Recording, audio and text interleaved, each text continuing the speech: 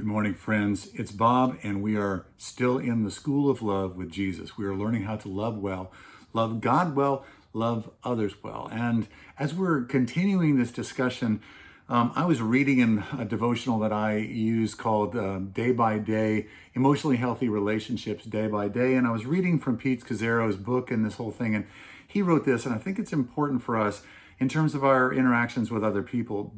He said this: every time I make an assumption about someone without confirming it, I am at risk of believing a lie about that person. Because I have not checked out my assumption with the other person, it is very possible I am believing something untrue. I'm especially prone, he says, to this temptation when the other person has hurt or disappointed me.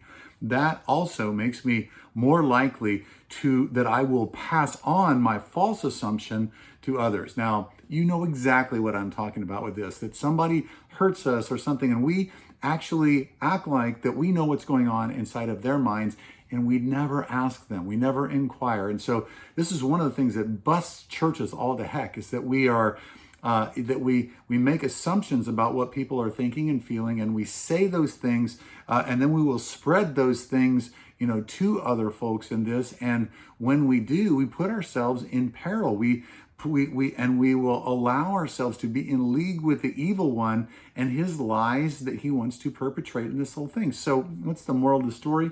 It's basically this: that if you think something about someone and you're not absolutely 100% certain about it, you just go ask them, hey, is this what's going on with you in this whole thing? And then sit down and ask them and pursue that and talk and help me understand what's going on.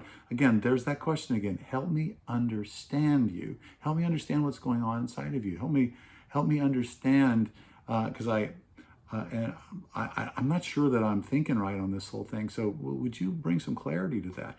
This is part of loving well. This is part of us pursuing Jesus' tact in this whole thing. We don't make assumptions. We don't believe things that are spuriously, we don't come up with things spuriously, that we believe what's true because we've asked and we have got clarity. And if the person clarifies this hurtful thing, then at least we know that that's the truth instead of that that's some sort of falsehood.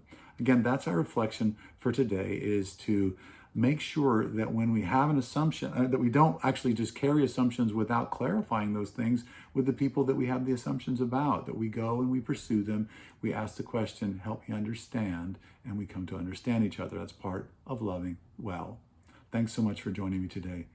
This is, I think, reflection number 301. Last time was 300. Wow. So we've been doing this for a little while now. Thanks so much for joining me. I love you.